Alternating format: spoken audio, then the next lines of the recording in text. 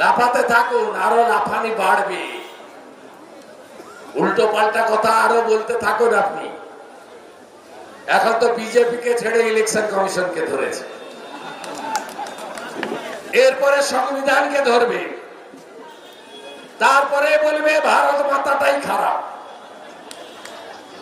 আস্তে আস্তে এখনো 7 মাস বাকি, আগস্টের 3 সপ্তাহ, সেপ্টেম্বর পুরো, অক্টোবর পুরো, নভেম্বর পুরো, ডিসেম্বর পুরো, জানুয়ারি পুরো, ফেব্রুয়ারির কিছুটা, তারপরেই